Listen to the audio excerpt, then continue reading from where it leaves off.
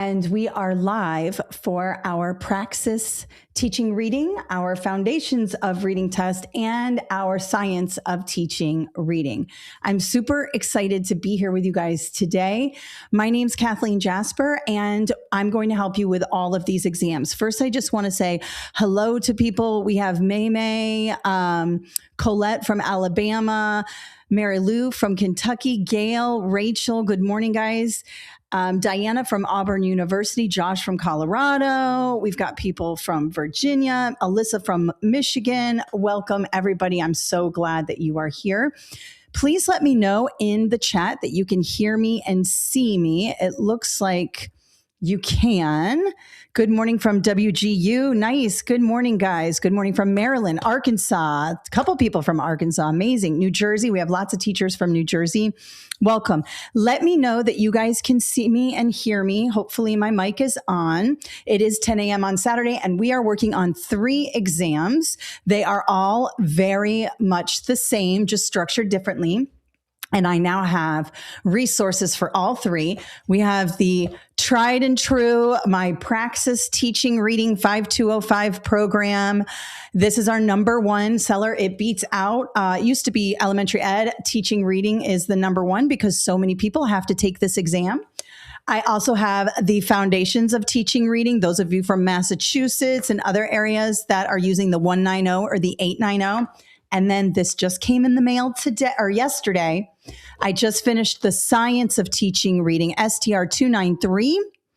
And I'm going to be actually using some of the new items I wrote for this in this webinar today, because we've done a lot on the science or on these 2 books.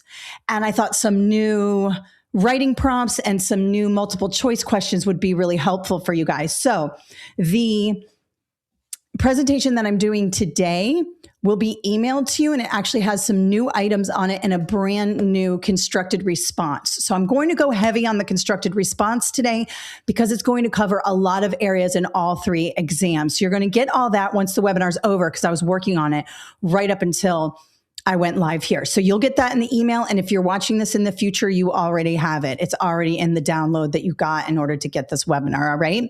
So welcome, everybody. I'm so glad you're here. Really quickly, Yana Crystal Bossy is in the chat. She is my colleague.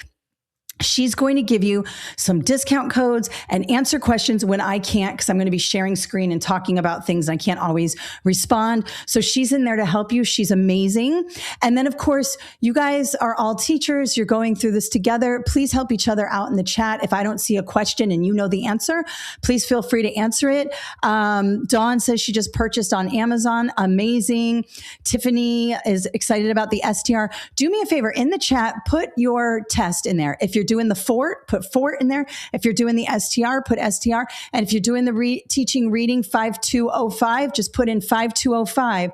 So I know sort of where you guys are and all of that. I probably should do a poll, but I have to like click all this stuff and it's kind of annoying. So we'll just get into the presentation itself, and then I'll look at everything. Okay. Okay. STR, FORT, 890, 5205, 890. Awesome. Now, just so you know, the Foundations of Reading test has a 190 and an 890, and they're totally the same. So if you love my book for the Foundations of Reading test, you're taking the FORT 190 or 890. You'll love this book. It covers both of them. Don't worry about it. 5205, lots of teaching reading. 5205, lots of Foundations of Reading. Let's see here. Yep. STR, lots of STR. Texas. We're coming to Texas, you guys. This is my first book for Texas. I'm also going to do a PPR, but it takes me a little while to write these books. So you're going to have to be patient, but this is the latest and greatest here. All right. So let me just introduce myself. If you don't know me already, my name's Kathleen Jasper. I started off as a substitute teacher. I took my reading endorsement. I got reading certified, which really helped me become a good teacher. I believe that when I became a reading teacher is when I really understood what was going on in the classroom and in my students' minds as they read. I started off as a biology teacher as a substitute, even though I was not very good at biology, but that's what they needed for a permanent substitute position. I learned all the information, ended up loving teaching biology, and kept teaching biology later after that. I was also an English teacher because that's what my degree is in, but I got certified in biology, English, reading endorsed, and then later after I taught for a few years as a professionally certified teacher, I then went downtown to work in curriculum, which is what informs what I do today, because I learned all about testing and how to write good test questions for the district, because and I was in the science department, would write the district assessments based on the state assessments. So we wanted to have parallels among the exams. So we were preparing students, which is sort of what I do for you guys now. I learned a lot more about testing in this job that I have now, but that informed a lot of what I did when I started my own company. After working downtown, I became an assistant principal at a high school, the high school that I worked at before I went downtown. I did that for a few years, and then I left public education to start my own company, Kathleen Jasper LLC, where I write study guides. I do webinars online. I have a YouTube channel, TikTok, all that. And I do basically professional development, which I'm super passionate about for these exams. But while I talk about these exams, I'm also telling you how to become a really good reading teacher, okay? Full disclosure, I am no longer in the classroom. I'm in this nice, quiet office. You see how nice and neat it is? There's no papers everywhere. I am by myself, and I am researching and writing. So obviously there are going to be gaps between what I tell you, what the book tells you, what the test tests you on sometimes, and your actual classroom. I have been there before. I taught intensive reading at the high school level. My husband is a special ed teacher, so he taught high school students who were on IEPs. I have been there, I promise you, but I'm not there now, and I know that it's a lot different. So I just want to fully disclose that I am in sort of a controlled environment here on my keyboard, and you guys are in the field working at this. So I really appreciate what you all do, and I'm going to continue to write really good books for you so that you can apply them the way you see fit in your classroom, because you guys are the professionals, okay? All right, so I'm so excited today. We're going to talk about the main things that all three of these tests cover. And let me just tell you one thing about these reading exams. All right. Most states are requiring you to take these exams because they want you, no matter what content area you teach, and let me know in the chat if you are, a social studies teacher or an English teacher, maybe you're not a reading teacher, why the state might have you do this. It is the position of most principals, most districts, most states in education that everyone is a reading teacher. Now, I disagree. I don't think math teachers should be doing reading strategies in their classroom. That is my own opinion. People will disagree. I believe math teachers have to teach a specific skill, while strong reading skills certainly help. And there are parallels to mathematical thinking and also the way we think in terms of reading. There are parallels in how we teach it on a continuum and all that. But I believe that math is sort of a separate subject, and bogging math teachers down with reading strategies takes them out of their content area. Now, everybody else is a reading teacher. Social studies, science, English, even art has an opportunity to teach reading. I taught biology. Scientists read and write. That's all they do all day long besides the experiments. So we did a lot of content area strategies. And so if you are a science teacher, if you are a social studies teacher, and you are being required to take this exam, it's because they want you to understand how students process information. And I will tell you, when I started as a biology teacher, a substitute teacher, I didn't really understand students who struggled in reading. I was always in honors and AP classes, and I say that with one caveat. I was always in trouble. Okay, I just knew how to get good grades and all that, but I was always in trouble. So I was in the principal's office all the time, but I was with honors classes, so I didn't see anybody really struggling around me. So when I went to become a teacher, I was shocked to see how many people struggle with reading comprehension. I did struggle with comprehension when I was younger. It clicked when I was in college, but I didn't realize how much people struggle until I became an intensive reading teacher and learned all about the reading process and how students learn. And it was eye-opening, and it made me a much better teacher, even with my honors students and my AP students, and also with students who struggled to comprehend text. And I'll tell you this, in my pre-ACE biology class, I had students in intensive reading because they couldn't pass the test. They were achieving at high levels on everything else except the standardized assessment at the end of the year. And I have a lot of opinions on that, but I won't talk about them because Nobody cares. But I do think that students do need help with their reading exams, because unfortunately that is one of the barriers they have to get over. They don't read this way anymore. Nobody's reading long sections of text and then answering questions, but it is the way we continue to assess students, and they need our help. And so we're going to help them. Okay. So let me just read some of the comments here. Special education. So we have a lot of special education teachers. I just did a special ed webinar. If you want to look at that, I'll show you where to get it at the end. And let's see here. Oh, I've got a 5302 reading specialist. This is awesome. Alini, you are in the right place. You're going to learn a lot here. I've got some RTI people, MTSS people. Very good. ESOL teachers. Good, good, good. Pre-kindergarten, kindergarten, special education. Yes, for sure. Self-contained second grade classroom. Got it. So you guys are helping all students, really. So you might be a special ed teacher, but you might have a lot of general education teachers in your classroom. You've got K through 6 teachers here. So you're here. It's going to be a good way to understand the reading process more. And I do understand it's another test you have to take, but I'm going to do my best to give you some good resources to not only implement on your test, but also in the classroom. Okay. All right. So let's get started. What are the things that these reading tests all have in common? Because all of you are taking one of the 3 tests here. Okay. They all talk about reading instruction as explicit, systematic, and recursive instruction. I cannot emphasize this enough. It is the position of pretty much every state in the nation. I don't know any other state that would go against this, but maybe. Remember, education is left to the states. And that's why some of you take this exam and others take a different exam. States choose their own tests, right? It's kind of a way for them to be autonomous from the federal government and do education the way they want to do education.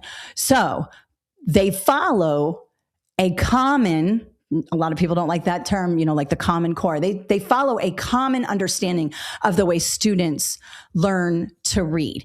And we have found through lots of research that the way they learn is through explicit, systematic, and recursive foundational skills of reading first. So that's going to be your phonemic awareness, your phonics, and that bridge, fluency. So those foundational skills, we hammer those foundational skills, and those will build a strong reader who can then move towards the more complex skills of vocabulary and comprehension. Okay, the foundational skills are code-based, meaning we're just looking at them or listening to them. For phonemic awareness, we're just listening to them. For phonics, we're looking at the words, right? And decoding them, deciding, oh, that's a P and an H together, and that makes a F sound. Or that's a long A because it's A-K silent E, so the A is long. Those are all codes. We're not really thinking about the meaning. We're not trying to evaluate the text. We're not trying to figure out vocabulary words. We're just sort of looking at these words or listening to the words and then assigning a code to them. That's why the foundational skills are considered code-based. Remember that. It's going to help you with lots of test questions on all 3 of these exams. The upper level skills on that continuum, vocabulary and comprehension, those are meaning-based skills. You might have seen this as the Scarborough rope. Let me know in the chat if you've been talking about the Scarborough rope. I believe that's on the 5203 or the 56, sorry, I forget, the reading specialist exam, Scarborough rope, where you have the bottom pieces of the rope. It's kind of like the strands of the rope. At the bottom, those are the foundational skills, the code-based skills, and then you have the bigger pieces up here of the meaning-based, and that's going to be vocab and comprehension, and they sort of come together to make that rope. It's the same thing. It's just somebody named it something different, and they're marketing it a different way. It's basically the foundational skills build to those higher level skills. And you might say, well, obviously, well, it wasn't so obvious, and it's not always black and white, right? When I was a kid, I got my reading instruction in the 80s. Okay. So when I was a kid, we did phonics, but there wasn't this push of very explicit phonemic awareness and phonics instruction. I remember, learning about the letters and the codes and words, but it wasn't as explicit as it is here. There was a lot of whole language approach where you sort of immersed us in the reading. And we picked up on a lot of that stuff as we went. Research tells us that that's not the way to do things. Now, there are plenty of students out there who are reading chapter books in kindergarten and first grade because they've been exposed to a lot of text.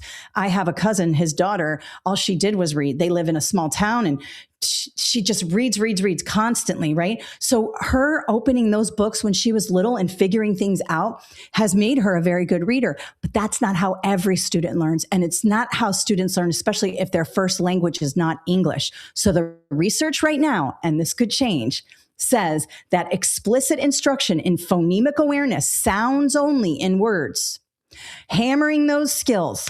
How many sounds in this word? Delete the first sound, substitute a medial sound. All of those little skills, hammer explicitly, modeling them as a teacher. Those move to the next step of the continuum, phonics, where we actually have to look at the word, decode the word, and say the word out loud based on the codes inside the word. That leads to fluency, which is considered the bridge between the code-based skills, phonemic and phonics, and the meaning-based skills, reading and comprehension. Okay. So that's why fluency is so important. They consider that the bridge to comprehension. And that's why we want students to be recognizing those words, reading them automatically, be at a greater than 95% accuracy, making sure they're fluent, because when they're fluent and they're automatic, they have a lot of room upstairs to generate questions, to predict what's going to happen next, to evaluate the text, to think about the character, to put those pictures in their minds, to visualize what's going on. If they're sounding out every single word, they can't get there. Okay. And then obviously that leads to vocabulary and comprehension. So the main skills are on a continuum, another theme of this. That's the systematic. So we just talked about the explicit, hammering those skills, modeling them, going over them individually, right? Individually. And then we get into systematic. We start with phonological awareness, then we go to phonemic awareness, then we go to phonics, then we go to fluency, then we go to vocabulary, then we go to comprehension. And within those big 5 steps or 6 steps I just named, there are mini continuums. Like there's a phonemic awareness continuum. You start off with just counting the number of sounds in a word, right? And then you might delete a sound in a word, phoneme manipulation, which is higher up on the phonemic awareness continuum. And then you might substitute phonemes, like take the A out and put an ah in, right? So all of that is in a continuum, moving up in a systematic way. We're going from the basic to the more advanced skills. In phonics, we have another continuum. We start off with short consonants, or consonants are not short, sorry. We start with hard consonant sounds. Then we go to maybe short vowel sounds like CVC words, right? Words like cat and bat and bot and whatever. Then we might move to digraphs where you have 2 consonants together making one sound. Then we move to diphthongs, vowel teams, and we're moving up the continuum until we get to the more complex multisyllabic words, prefix and suffixes, morphology. It gets very crazy when we are in these continuums and teaching.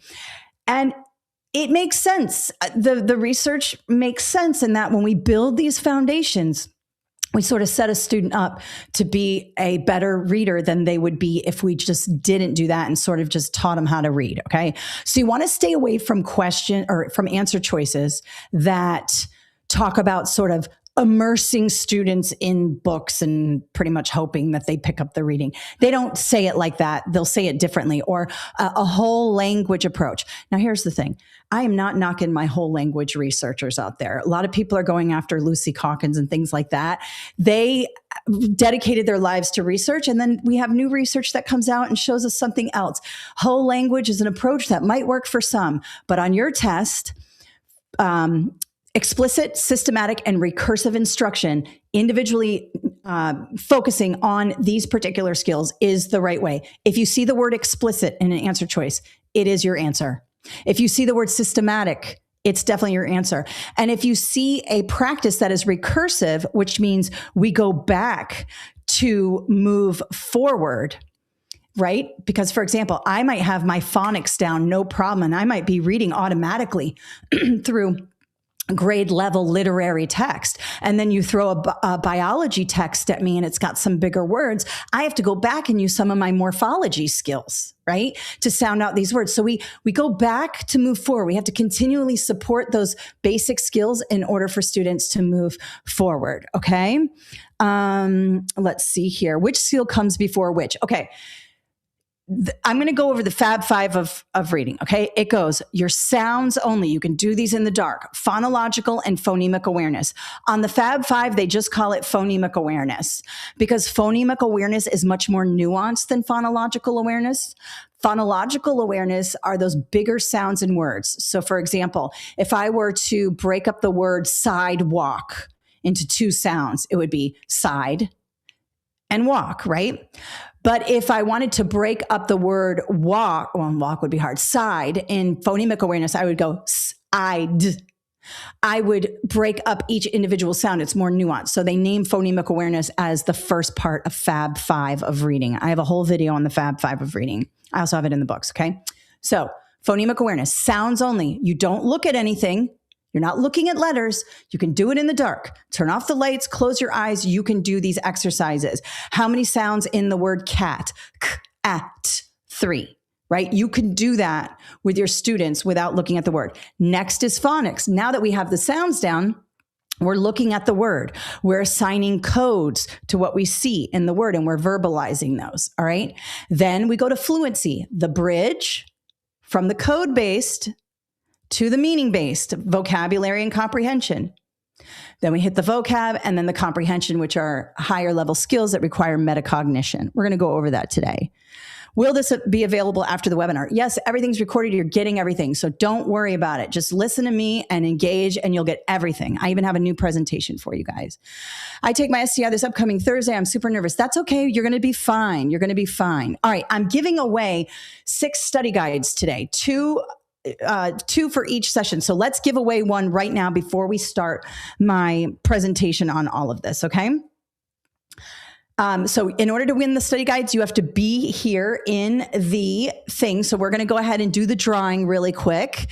And when we have those, my person, Yana, will ping me and let me know when those are ready to go and who has won.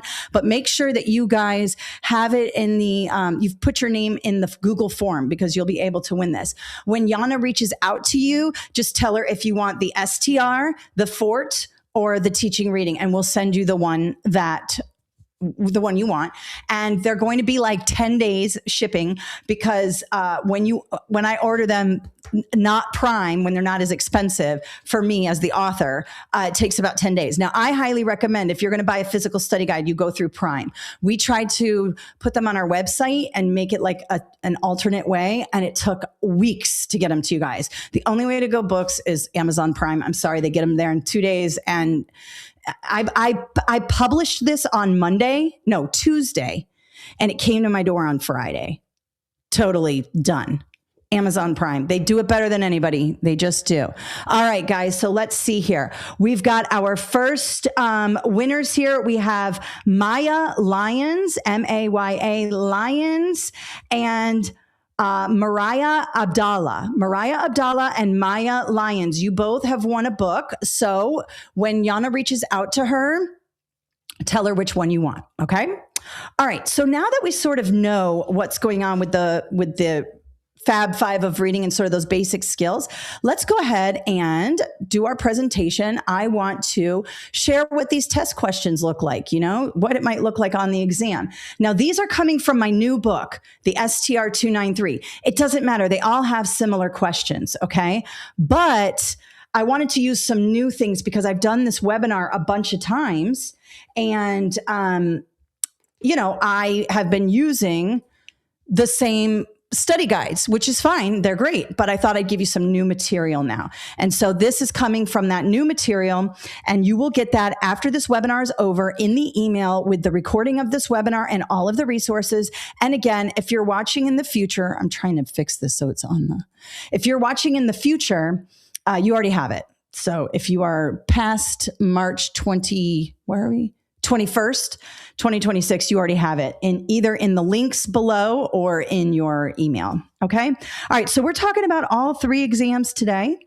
And these will also work for your 5002, 7002. If you guys are taking the elementary education reading portion, these all mimic all of that. Any teaching reading exam. Okay. All right. So let me go over the objectives. I should have done this before I started rambling on about the Fab Five, but I always like to set my intention for learning. I highly recommend you do this in your classroom. When I was an assistant principal, I looked for this during evaluations. If you have your objectives on the board and you communicate them to your students, they're better apt to meet those objectives and they understand what they're responsible for in terms of the learning, and it works really well on your evaluation. So today we are going to understand the structure, content, and expectations of the reading certification exams. So I did tell you briefly about the Fab Five and how they're expecting to see that explicit, systematic, and recursive instruction. We also talked about the continuum.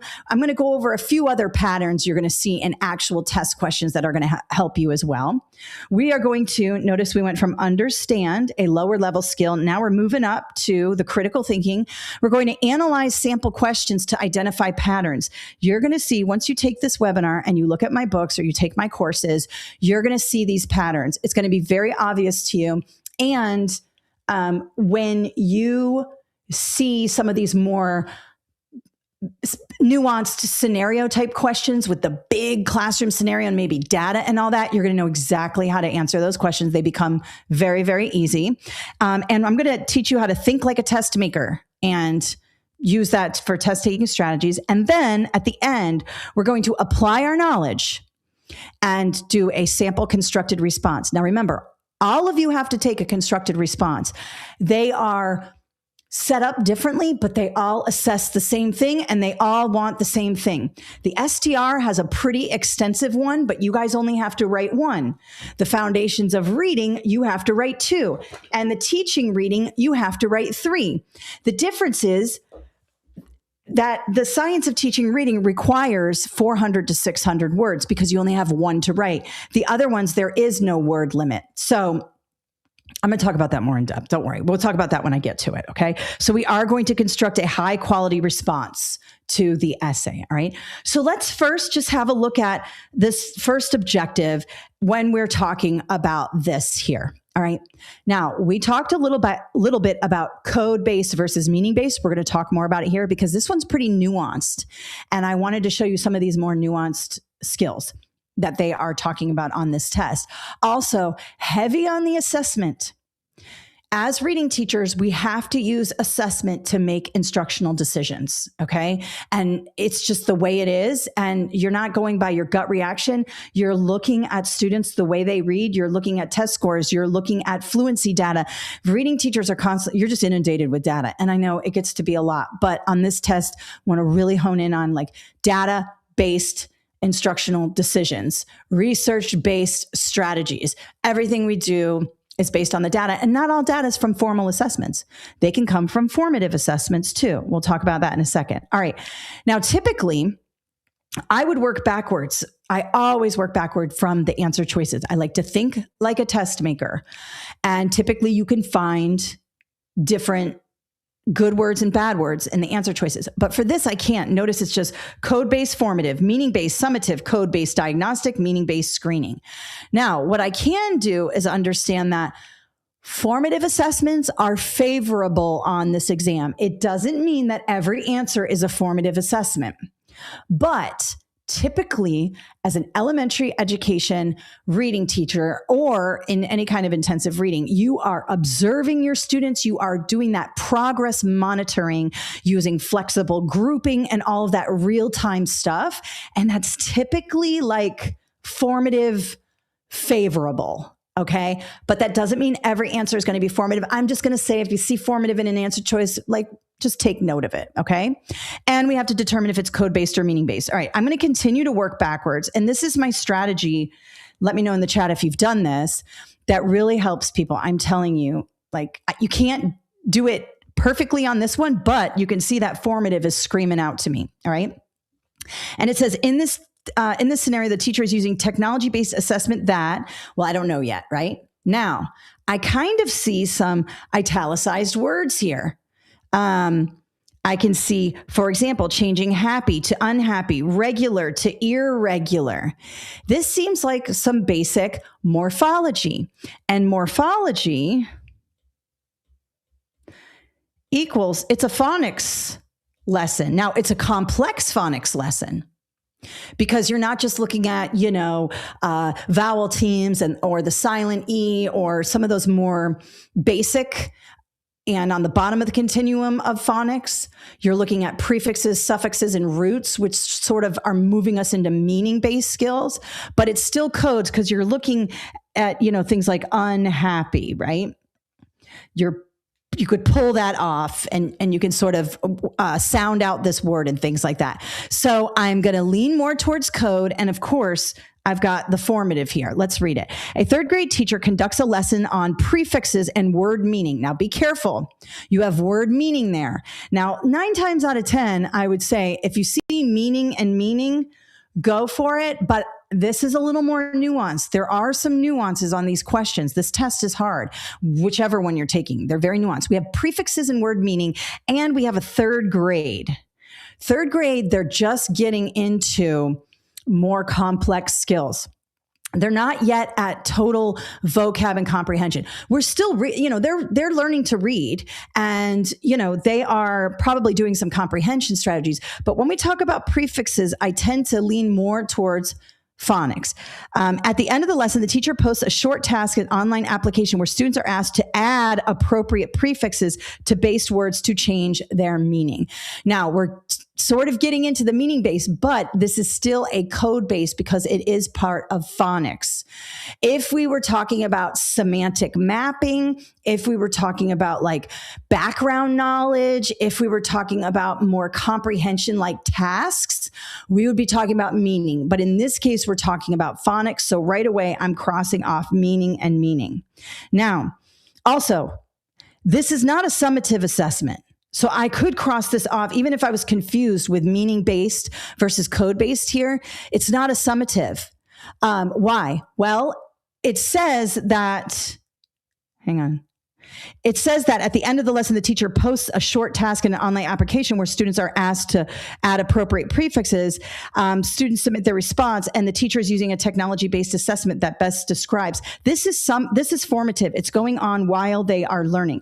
Yes, it's at the end of the lesson, but a summative is at the end of a unit, at the end of a semester, at the end of the year, when all the learning is done. That's a summative assessment. Also, I would cross off meaning-based here because a screening assessment is sort of a catch-all to see where students are. This is much more nuanced. This is much more, trying to figure out if there are any issues. That would be formative, right? For example, changing happy to unhappy, regular to irregular. Students submit their responses and the teacher reviews them to decide whether additional instruction is needed. There's that formative instruction. It informs instruction. So A is still my answer. Diagnostic is a little different. A diagnostic exam is to determine exactly what skills are missing. In this case, she's just going for prefixes and suffixes. It's also called affixes, right? But let's say you gave a big screening assessment as a teacher, all right? Let's just say you're screening for certain things like grade level reading or whatever. And you have like 70% of your kids are below grade level, a little bit below grade level. Well, the screening assessment doesn't give you the nuances that you need in order to conduct really good instruction. That's when you would pair that with a diagnostic assessment. And there are a lot of questions on these exams where it's like, oh, she did a screening, now what? Well, if you really want to be good at your job, you would then do a diagnostic to pinpoint the exact situation here. That's not what's happening. She's doing at the end of a lesson almost like an exit ticket to see where the students are to determine how she's going to move on tomorrow. That's a quick formative assessment, and it is code-based, all right? So a couple things being assessed there. First of all, your understanding of code-based and meaning-based. Code-based is going to be foundational skills, and that's happening here. It's phonics. Meaning-based is going to be your comprehension skills, vocabulary and comprehension, reading comprehension, right?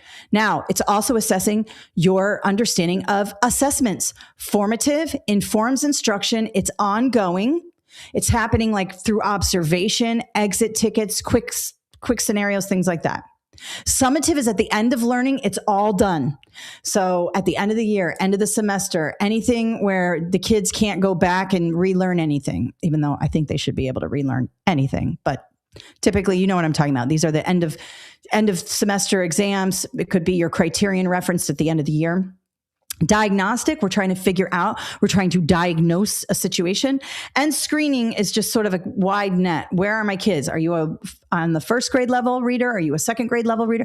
Are you a 1.3 level reader? That kind of screening assigns those levels. And then the diagnostic, you can come in and pinpoint what's going on. So several things being assessed in this one question. All right. Let's have a look at,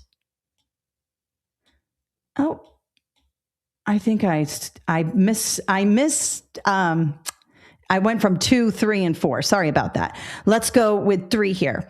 All right. So you can see that I have this big scenario here, and then I have the answer choices. This is where using the answer choices first really, really, really helps. Okay.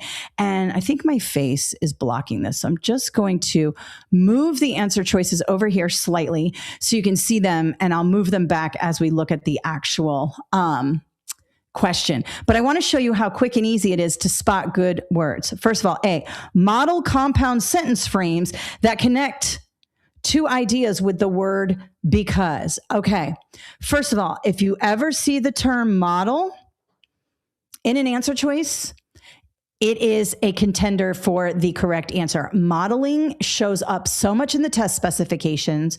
It shows so much in the documents that the testing company prints for this and tells you what's on the exam. Those of you who are taking a Pearson exam, you know it's the one with the pie chart on it. If you look at the specifications below that pie chart, modeling is everywhere. On the teaching reading 5205, model. It is everywhere in the specs, all right? So A looks good, and we have compound sentence frames. Sounds like a higher level skill, and we're connecting ideas. This has got all the workings of like a good practice. So A looks good. B, have students label key objects. Now, this is where our understanding of low-level skills versus high-level skills comes into play. Typically, labeling is not the correct answer on your teacher certification exam because labeling is identifying, and identifying is a low-level skill on the Bloom's taxonomy. I have a video on that. I'll share it in the email that we send out. But labeling is identify. We want to be usually, depending on the scenario, more than labeling things. Okay. So not to say that we don't label in real life. We don't have students label things. Of course we do.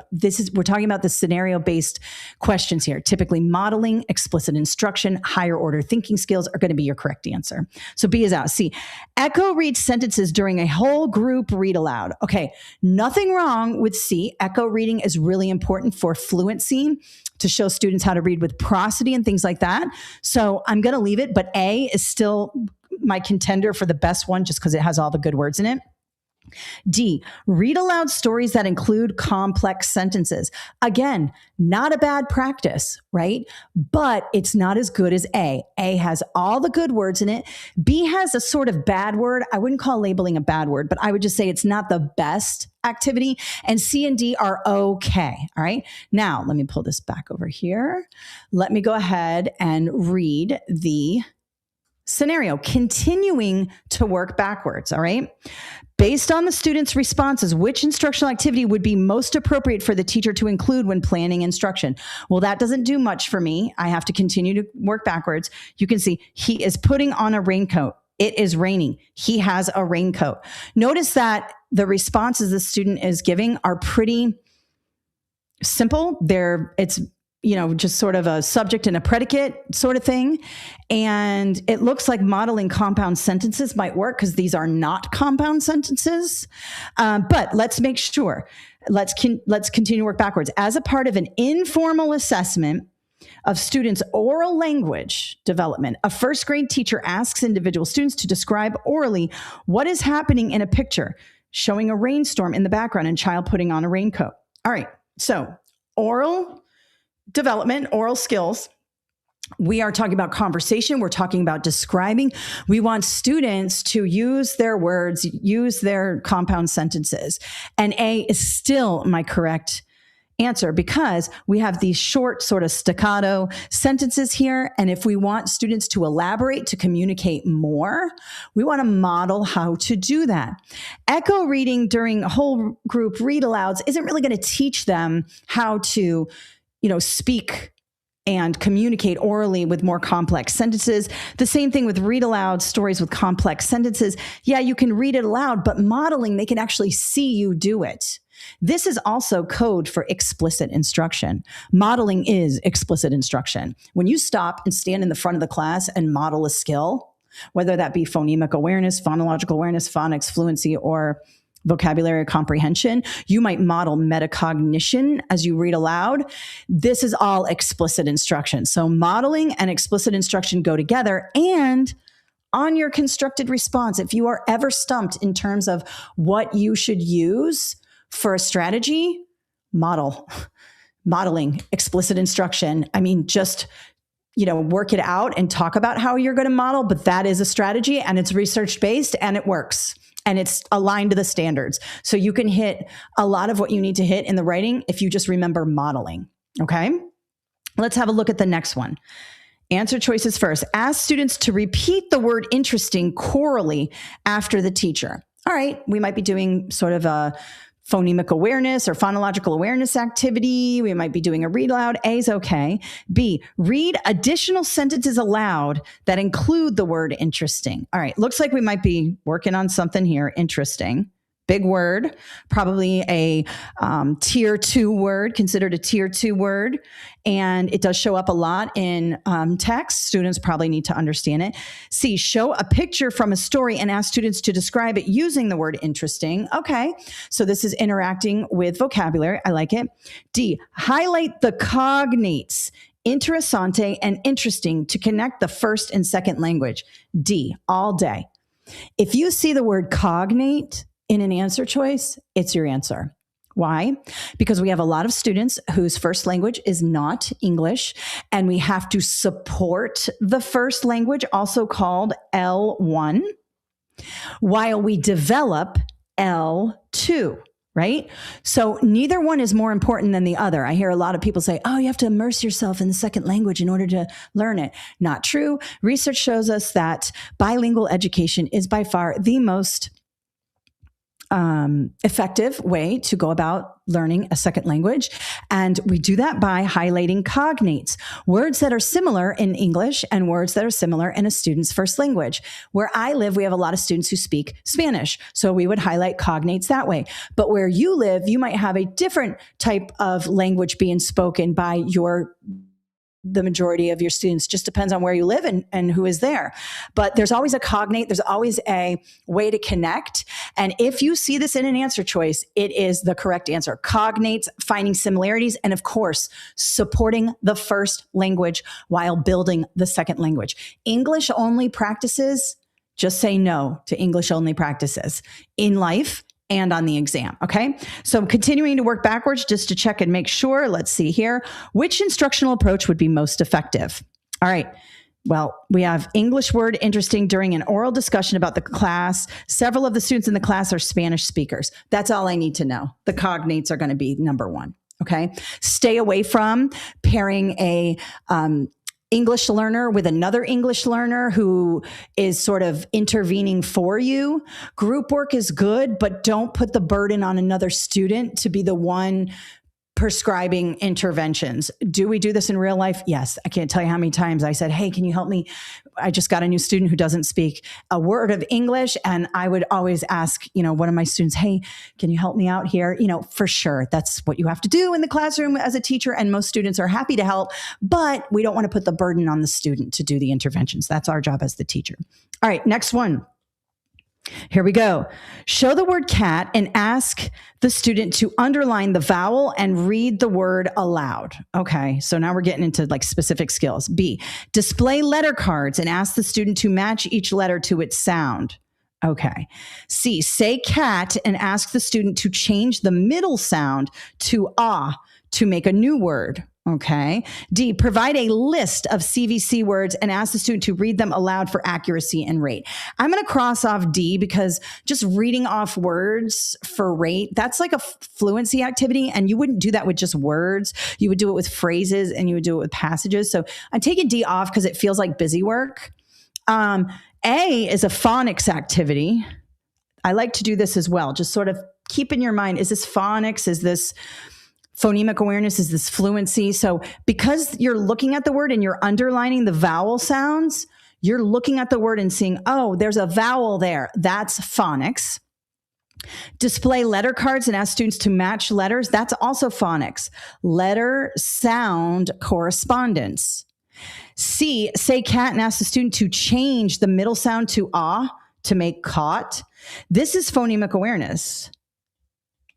And it's a relatively high level of phonemic awareness because it is switching out a medial or middle sound. So this one's sort of standing out to me, but I still have to read the situation. A kindergarten teacher is working with a student who can blend and segment 3 phoneme words accurately. For example, app, map, sun. The teacher wants to target a more advanced phonemic awareness skill. Well, right away, I can cross off A and B because those are not phonemic awareness. Those are phonics. This is where the nuances can get you, you guys. That's why you have to read the study guide. You cannot just do practice tests. You have to understand the difference between a phonemic awareness skill, a phonological awareness skill, small nuances there, and the difference between those and phonics skills. And if you're just doing practice tests, you may not get that. So that's why it's important to really read and understand, all right? Or take the online course or really to get the understanding of what's going on here. Now, if I say to you, say the word cat, you say cat. And I say the word cat, you say cat. And I say, change out the ah sound and with an ah sound. And the student goes, caught. That is high level. That's high up on the phonemic awareness continuum because they have to locate the sound, store it in their working memory. This is also called orthographic mapping. Store it in there, kind of look at it, think about it, whatever, and then pluck the A off, put it to the side, and take the O and put it in there. That's much more advanced than, saying how many sounds in the word cat, at. That's easy. Or even delete the first sound of cat, at, right? Those still high level, but the switching out of a medial or middle sound, be on the lookout for that. It's a much higher skill. It's at the very top of the phonemic awareness continuum, and it has to do with phoneme manipulation. All right, phoneme manipulation. All right, let me stop sharing and take some questions here. All right, so let me go back to my objectives here. So let's talk about some patterns. And we talked about some of them here. We're working backwards, right? We're looking at the answer choices first. And you may or may not be able to eliminate. But with those scenario questions, I am telling you, even if you have a big piece of data, don't even look at it yet. Go down to the answer choices, eliminate bad answer choices, zero in on good ones, words like modeling, words like explicit, metacognition. I have good words in the back of every book that you should be looking for. But, all of those good teaching skills, like understanding the continuum, explicit, systematic, recursive instruction, using data to make decisions. You also have to see the difference between phonics skills and phonemic awareness skills. And notice, let me go back to this presentation really quick. Here's another strategy that I like to talk about. All right, let me go. Where's my pencil? There it is. Let me go to this one here. Let me show you something. All right, let me get rid of this. Okay. We have something called a 3-to-1 thing in testing. 3-to-1, or it could be 4-to-1, depending on how many answer choices you are, means that 3 of the things are the same. One of the things stands out.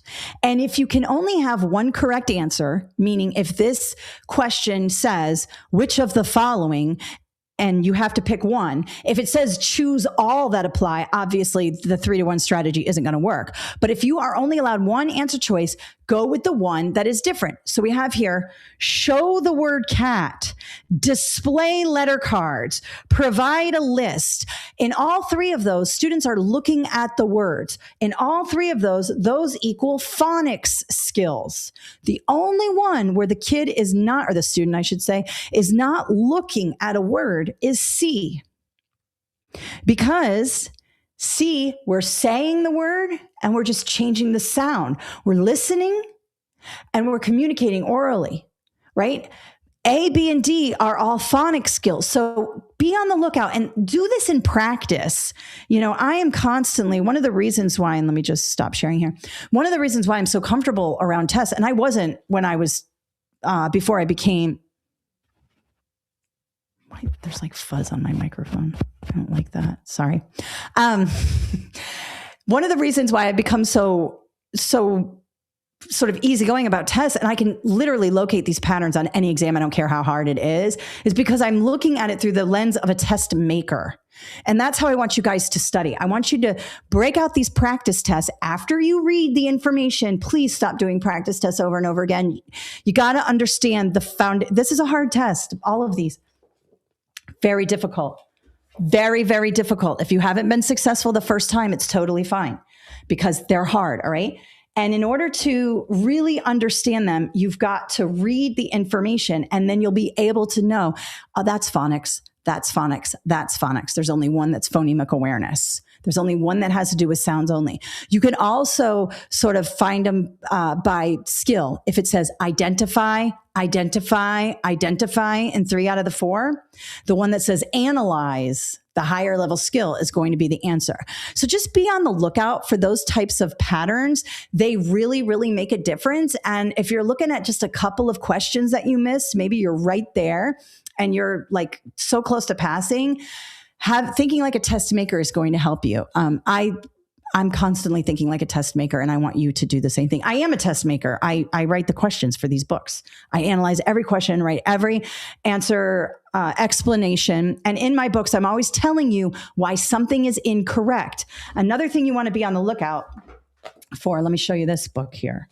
In my answer explanations are very long, drawn out, and they've even gotten more complex over the years, are why the answer is incorrect. That is just as powerful as getting it correct, is understanding why the others are incorrect. It gives you a more nuanced look at everything. All right. Okay. I was 6 points away from 5205. I struggle more with the constructive response. Good, Daisy. We're going to do that. But first I want to give another book away, another set of books away. Oh, I should have done. No, that was right. That was right. Okay. Let me look at a couple more things and then I'm going to give the books away, but I want to answer some of these questions. Is C substitution or blending? It's substitution. So when they have to remove a sound and put a sound in, that's substitution and it's at the top. Substitution is at the highest of the continuum. Blending is what the student was doing in the question. They went app, map, at, cat. So they take the separate sounds and they smush them together. That's blending. Or they might take the whole thing and go cat, at, and maybe segment them, right? But when they substitute sounds, you might say take cat, or say the word cat, cat. Say the word cat, cat. Say the word cat, but instead of a k sound at the beginning, put a sound in the beginning. And they say map. That's all phonemic awareness. And phoneme manipulation, deletion, addition, those are at the top of the continuum, but substitution is even above them. So there's like a break in the continuum where you get into phoneme manipulation. And once you hit that, you're at the top of the continuum. Okay. Substitution, it's not necessarily the last thing they learn, Mariana. It's at the top of that particular continuum. Diana, I hate choose all that apply. All right, Diana, I understand. Here's the thing, and I want to make it clear about those. You have to get the whole thing correct in order to get any points on the choose all. There's no partial credit. So there's a reason to hate those. I missed my first by 6 points. That's okay. That's about 2 or 3 questions. It's okay. You're going to get there. I was off by 3 points. I have until June before my provisional license expires. Latoya, you can do it. For every answer choice, if you see a different word in the answer choice, it is always the right one. I'm not sure what you mean, Haley. So for every answer choice, if you see a different word in an answer choice, I don't want to say always. In fact, if you see terms like always, never, only, it's typically not the right answer. That's what we call strong language in testing. If you see a different word, it just depends on the situation. I'm saying if it's 3-1, if the skills are the same, if answer A says identify words in a sentence, B says label a diagram, those are both identification skills. They're the same thing. Labeling and identifying is just putting your finger on something and naming it, right? So those would be similar. So if those are there and you can only have one answer, you would cross those off. Okay, I am retaking 5205, missed by 12 points. Okay, all right. I mean, for every question, if you see an answer choice that has a different word, it is always the right one. I hope my question makes sense. And not really, Haley, but I think I know what you're talking about. When you're looking at the answer choices and you see the one standout, typically if you're stuck, you can go with that one. But make sure you have a look at that. All right. I haven't taken my STR and need to by August 2026. Would like to purchase your book. Okay. Awesome. 174 needed 220 to pass. Okay. So here's what, is this for Praxis and Pearson? I notice their questions are different. Queen, they are a little bit different, but not really. They all assess the same thing. They are all assessing the foundational skills of reading and then the higher order thinking, critical thinking skills. All right. And we are good, Haley. I'm glad you understand it now. We're going to hit all those higher order thinking skills right now in the constructed response. Okay.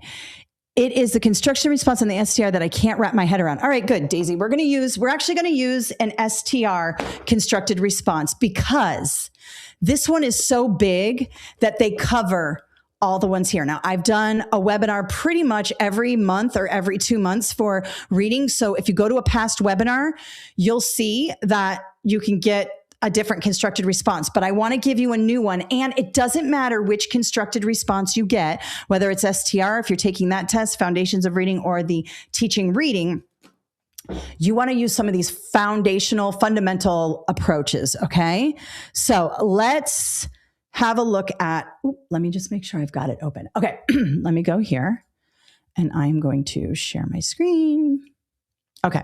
So here is a sample constructed response prompt for the STR. Now, yours might be different from the Teaching Reading or the foundational or the Foundations of Reading test. Sorry. You might get your data first and all of that. What I want you to do first, always, especially on the constructed response, is work backwards. You're going to go straight to the task. For the STR, it's at the beginning. All right. I'm going to highlight this. All right. It's at the beginning. It says and it's always going to be the same. These are pretty much going to be the same, except the student's name might change. All right. What you need to do is look at the bullets of your task. What are they asking here? Identify one significant need. Describe an appropriate strategy. Let me undo this. Let me go here. Identify a need. We're going to make that purple. And describe one appropriate instructional strategy or activity. Not 3, 1. Then we're going to do another need. So this need right here, and this is going to be the same with STR, in foundational reading skills. And they'll even name it for you in a lot of them. They'll say phonemic awareness, phonological awareness, phonics, word recognition, morphology. They'll list them all out here.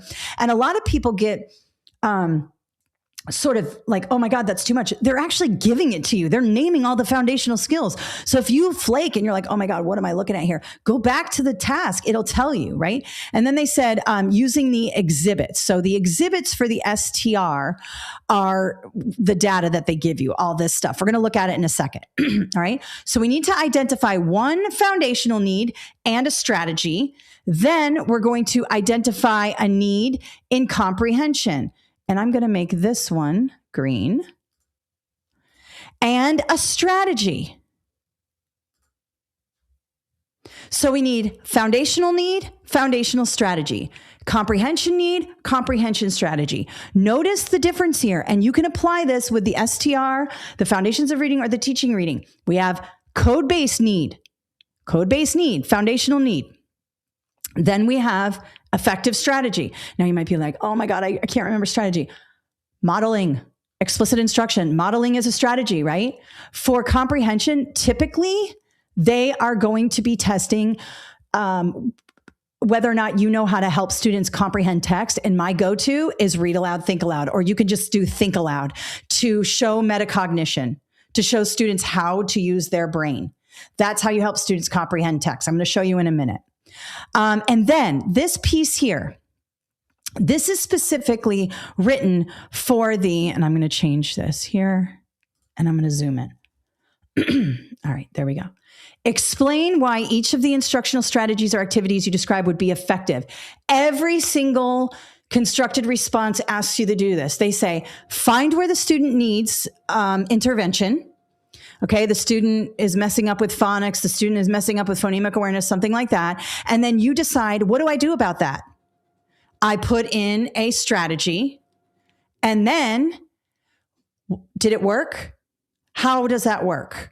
It works because of this, or it is effective because of this. That's the rationale. So it's like, find the need, prescribe the intervention, and then put the rationale there at the bottom. The rationale is like a really nice way to sum up your information. All right.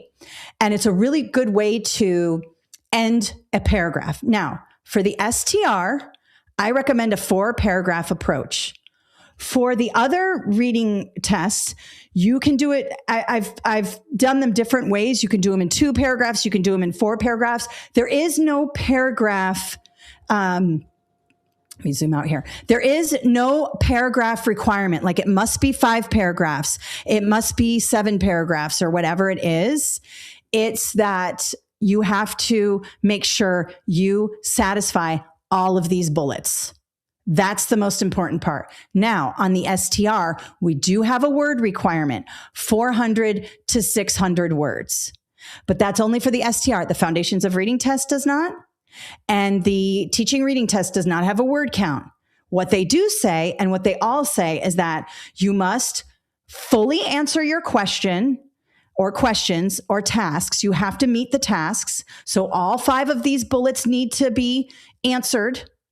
You have to use specific evidence from the test, or not from the test, specific evidence from the data, which they provide. This is all here.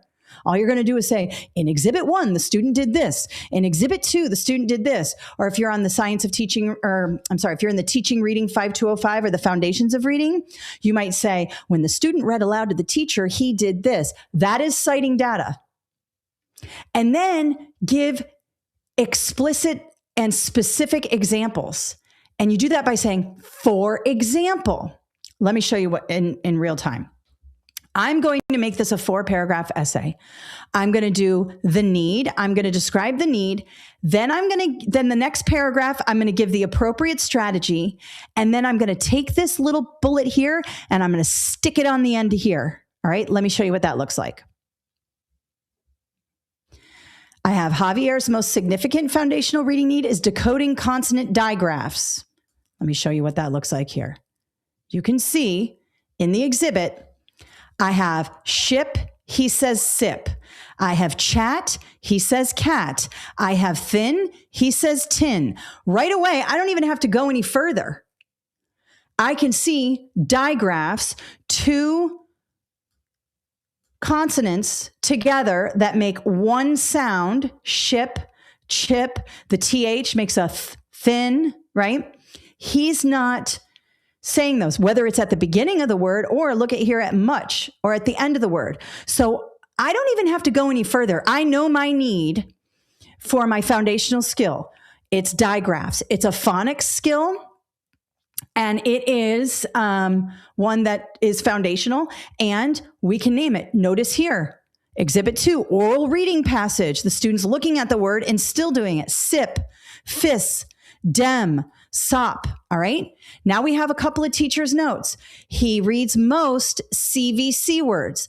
That's on the lower end of the continuum.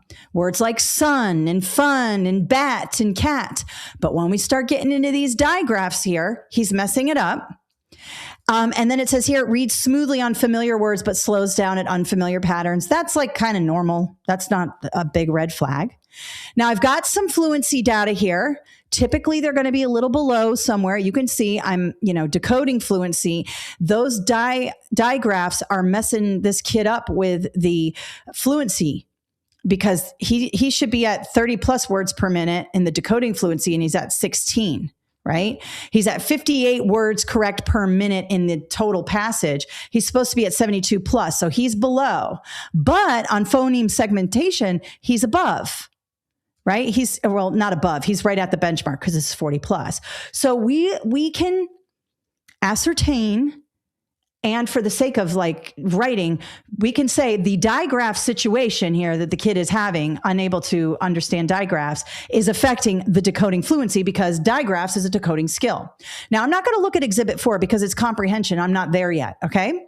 So I'm going to cite exhibit 1 and 2. I might talk a little bit about the fluency, but really exhibit 1 and 2 is where that digraph situation is making itself present. All right. So what does it say here? Identify one significant need that Javier demonstrates in foundational reading skills. Boom. I've got it. Phonics, digraphs, citing specific evidence from the exhibit. Exhibit 1 and exhibit 2 both show him omitting the digraph. Okay. And then it just says from these, it just names the exhibits they give you. So you don't even have to do that, right? And then I'm going to do an instructional strategy. My instructional strategy is going to be modeling. And then I'm just going to say, this is important because it aligns with the text for ELAR. Let me show you. All right. So the first 2 paragraphs of my sample response are going to be all foundational skills. All right. Let me just zoom in for you. And I apologize for all the writing on the page, but I have to do this because I want you to see what I'm doing. All right, so first paragraph, first bullet. Javier's most significant foundational reading need is decoding consonant digraphs. Notice I name it right away. I'm not here to, let me zoom out a little bit because it looks like it's covered on my thing. Hold on.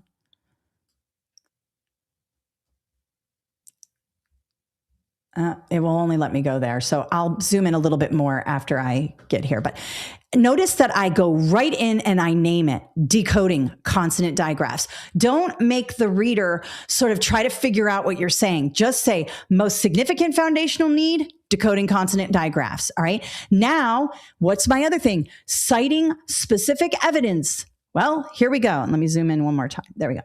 Exhibit 1 shows that he consistently substitutes single consonant sounds for digraphs.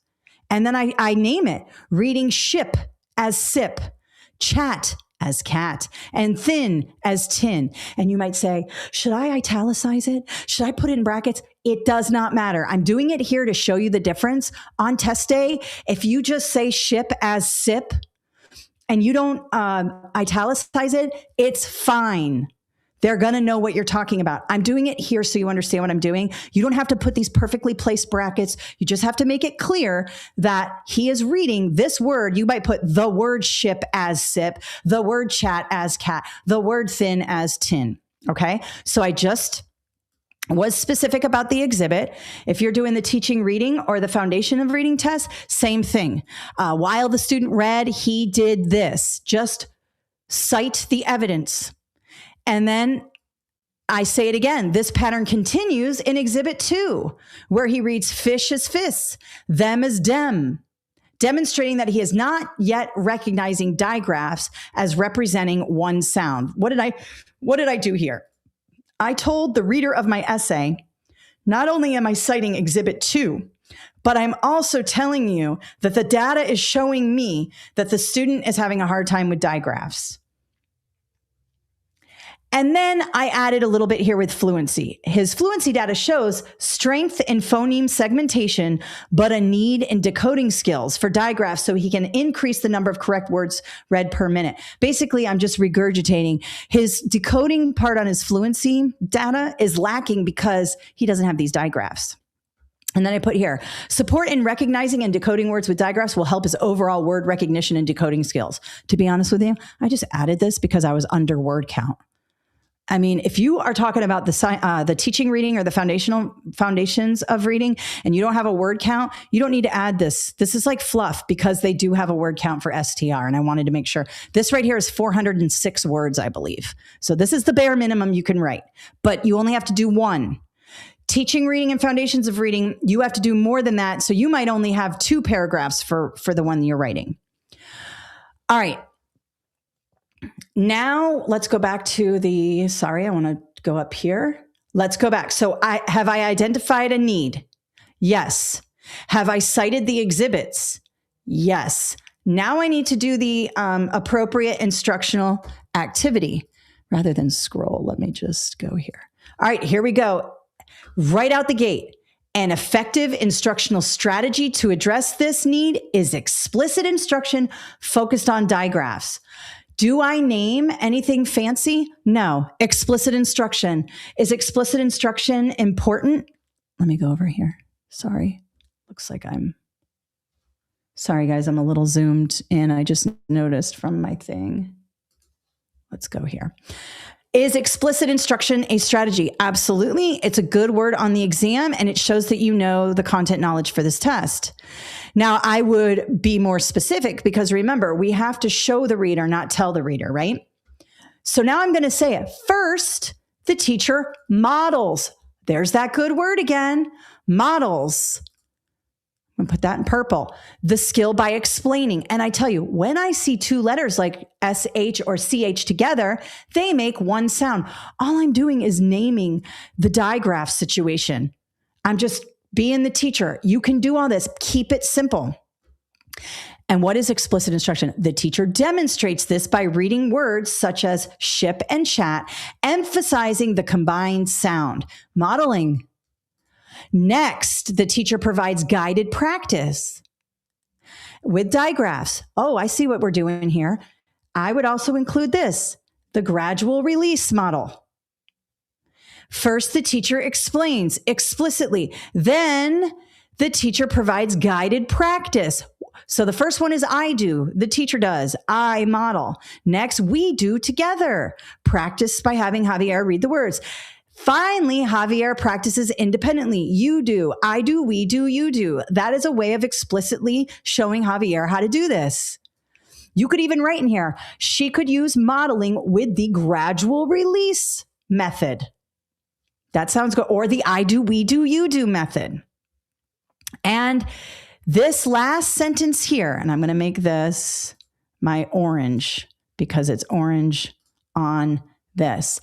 That last sentence of that paragraph satisfies, explain why each of the instructional strategies or activities you describe would be effective in addressing the needs and aligned to the texts for ELAR. For all my people taking the 5205 and the Foundations of Reading test, you're not using the text. The texts are Texas standards. Just mention them, STR people. Just say, oh, this is aligned with the text. For what grade is he in? For second grade phonics skills. If you are a non-STR taker, you're taking the Foundations of Reading and the Teaching Reading, just say these instructional strategies are research-based and will help demonstrate good decoding practices. You're just giving the rationale. Why are you doing this? Okay? That's it. All right. So I'm going to do that at the bottom of this second paragraph. This follows a gradual release model, moving from teacher support to student independence, helping Javier apply the skill consistently and build on automaticity, which aligns with the text. Grade level expectations for decoding common spelling errors. You can take this, which aligns with the text, grade level expectations for decoding. You could put that on any essay, and you have met that last bullet that wants you to align it to the text. Just know that this is second grade. Know that it's a phonics strategy, and that whatever you're saying is aligned with the standards. Now, again, if you are Foundations of Reading or Teaching Reading, you would just say, this is an effective strategy because it moves the student from teacher support to independence and focuses on digraphs. That's it. But notice, I say modeling, and then I show you, when I see the first 2 letters like SH or CH together, they make one sound. I show it to you.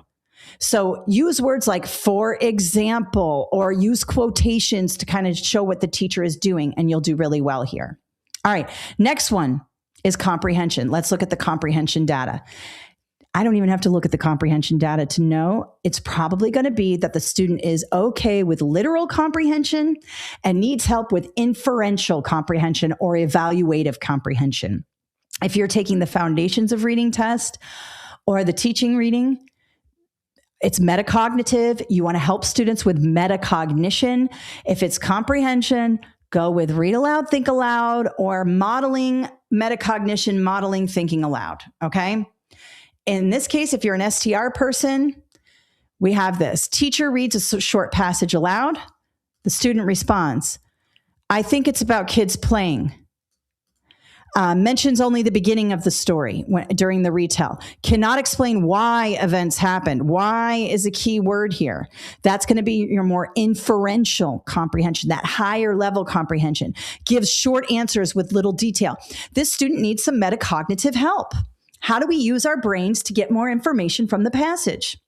He recalls basic details, recall, but can't explain or think more deeply. Can't make those connections. Read aloud, think aloud. If you are getting it in on the foundations of reading, you will have a comprehension question. And on the teaching reading, you should have a comprehension question as well. It depends. You might get all foundation, but there will be some sort of reading comprehension in there. Read aloud, think aloud. Oops, it looks like I might have stopped my sharing. Sorry about that. Let me try that one more time. There we go. Hopefully you guys can see that. All right, so the last two paragraphs are going to be for comprehension. The first two were for the foundational. The second one is going to be for the comprehension. Let me just make sure. Yeah, I'm back on. All right, so say it right out the gate. Javier also demonstrates a need in listening comprehension. Now, yours is going to say whether it's listening comprehension or reading comprehension. I'm choosing listening comprehension because it says here, teacher reads a short passage aloud. So that's going to be listening comprehension. If the student is reading it, then it's reading comprehension.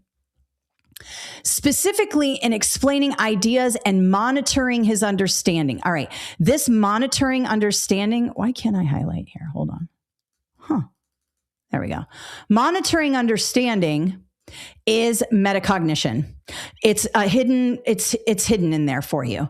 If you're asking students to monitor their understanding, monitor their reading, fix up strategies, thinking about their thinking, it's all metacognition. And that's what's going on here. And then I quote, Exhibit 4, which is the only comprehension that we have, right, shows that he can identify the general topic of the text, stating it's about kids playing, but his retelling is limited and incomplete.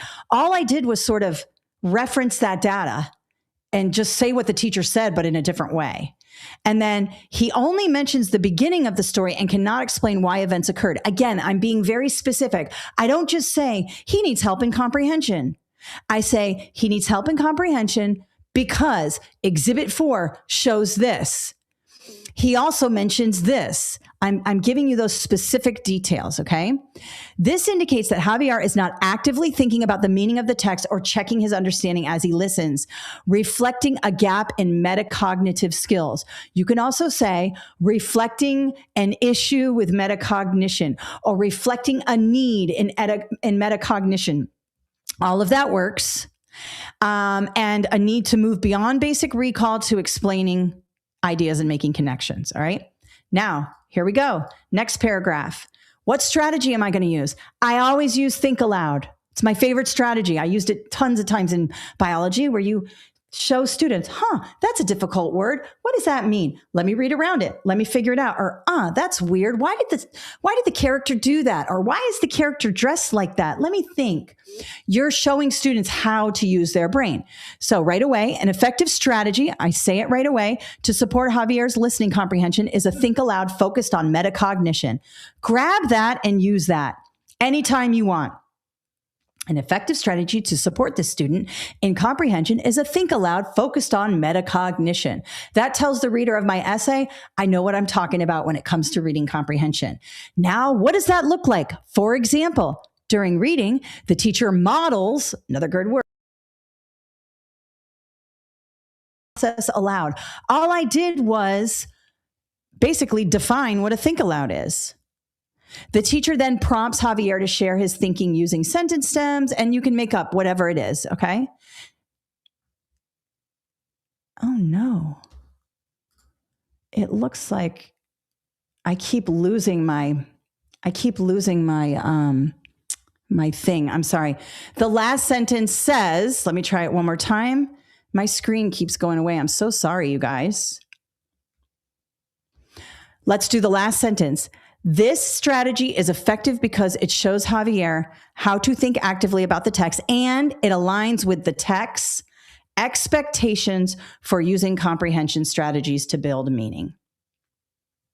So this last sentence here, it aligns with the text to build meaning from text, T-E-X-T, helps us, sorry, don't mean to scroll, helps us satisfy this bullet, all right? So again, the overall structure of your constructed response is identify the need. What is the student struggling with? Give me a strategy. Tell me why give me the rationale. Why does the strategy work? And in this case, also say why it keeps taking it away. I'm sorry, guys. It keeps going up. So here we go. One more time. Here's the strategy. Need. What is the need? The kid struggles in decoding.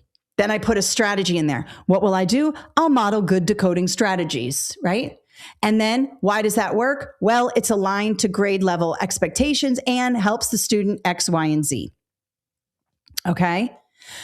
Second one, comprehension. Where's the need? The need is comprehension. My strategy is always going to be think aloud if it's comprehension. All right. So strategy, think aloud. And then why does it work? The rationale. So it's need, strategy, rationale. Need, strategy, rationale. If you do that on every paragraph, regardless of the constructed response you have, you're going to kill it.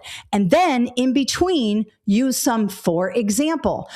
Here we had the student's need is in decoding digraphs. For example, in exhibit 1 and 2, he omits the digraph and only uses the one consonant sound. Okay. Therefore, the student needs explicit instruction in decoding. For example, the teacher can model, then the teacher can provide him structured support, then the teacher can give him independent reading. This gradual release aligns with the grade level standards and helps the student understand. It's always the same formula for me. Need, strategy, rationale. And in there, for example, give me some examples. Specificity is really, really important. And if you can take that and apply it to any one of these, I have 3 in here. I can't remember. I have a ton in here and I have a bunch in foundations of reading. Apply that structure. Okay. Am I understanding this correctly? There's only one essay question, the 5205. No, the 5205, you have 3. There's only one for the STR. I'm only doing 1 today, but you have 3. If you have this book, let me go over the ones that you have for STR. Let me find hold on. So for the STR, you are going to have 3, and the same thing. You're going to need to understand code-based assessments versus meaning-based assessments, just like we did. And you are going to have to write an essay for that. So let me go here.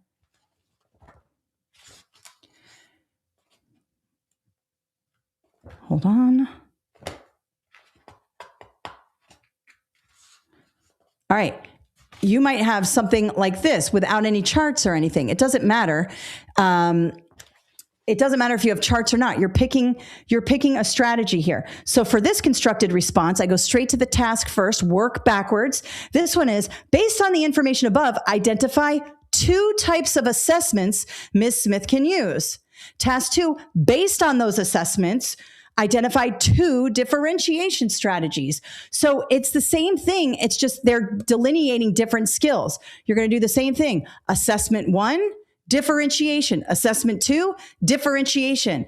And then some for examples in there to make it more more doable for you. Some people are saying there's no sound. Let me know. But if you logged in, there's a thing that says unmute broadcast. Maybe let your fellow people know that you have to unmute the broadcast sometimes if you log back in. Okay. All right, Jennifer, on the 5205, you have 3. Yes, it's 3, and they're shorter. They're shorter here, and they're not as structured. Okay. So the STR has more than one? No. This has one constructed response. The foundations of reading, 2 constructed responses. The teaching reading, 3 constructed responses. These are shorter. You don't have to write 4 paragraphs for every one. This one is a little bit shorter, and this one is bigger because it's only 1. Okay. So that's how that works. All right. Let me give away 2 more books. Let me go to my thing here. All right. I've got Daisy Costello and, Isaiah Perry Jr. Daisy Costello and Isaiah Perry Jr. Are you here? Let me know in the chat.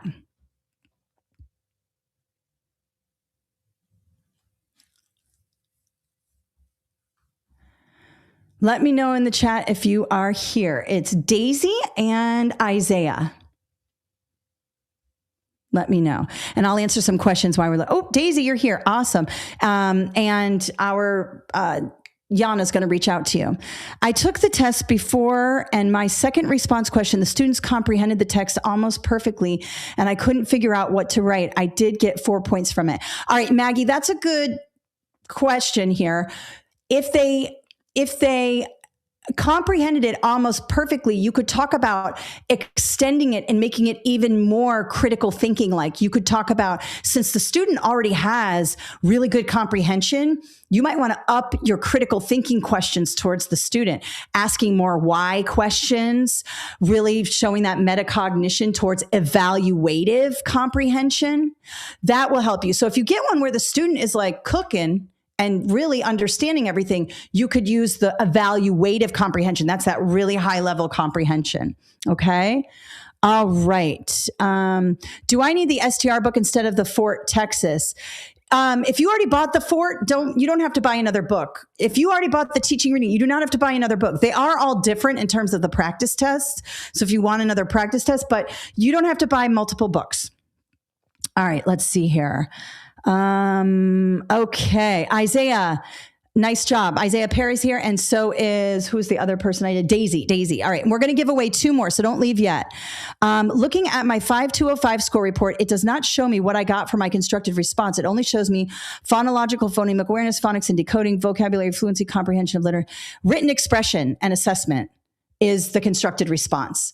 So, and here's another thing. You might say, well, I had 3 constructed responses and they're out of 3 points each. Why isn't my score out of 9 and it's out of 18? There are 2 graders on the Praxis. So grader 1 is going to give you 1 out of 3. Grader 1 is going to give you 1 through 3 out of 3. You could get a 1, you could get a 2, you could get a 3. Grader 2 is going to do the same thing. They're going to do that 3 times. That's why it's out of 18 and not 9. For Foundations of Reading, when I know which one do I read? This one, Foundations of Reading. Let me show you. I'm going to share, hopefully my share screen works. Let's do it. Okay.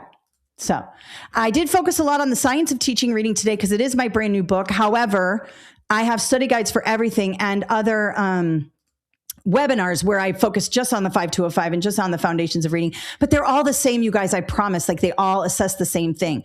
So if you are looking to the foundations of reading test, we have available on Amazon, the physical or the digital here. When you buy from our website, you can use the 20% off code.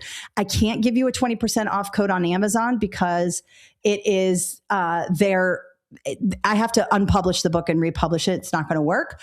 But if you buy from us, it's automatic to your inbox in a PDF. I also have, online courses. If you like the way I teach and you like what I'm doing here, I have online courses for the Foundation of Reading and the Praxis 5205. These include the study guide. Now, if you want an online course for the STR, either one of these works and you get another book in here. So every online course comes with the digital study guide. So if you want the whole thing for Foundations of Reading, this is for you. It's videos, hours of video tutorials, extensive constructed response practice. I go through all the questions on the exam and everything, and I work on that. Another thing is we have audio courses. I have an audio course for the Praxis teaching reading because this is one of my older things here. I've had this forever. I don't know why my stuff is not working. I wonder if my internet is going. It looks like my internet might be going out here. So I'm going to, hopefully you guys can see me, but this is an audio course. You can buy this with the study guide. You can use the 20% off coupon. Okay. This one is brand new. So I don't have an online course for it yet. But if you want the physical copy, just click on Amazon.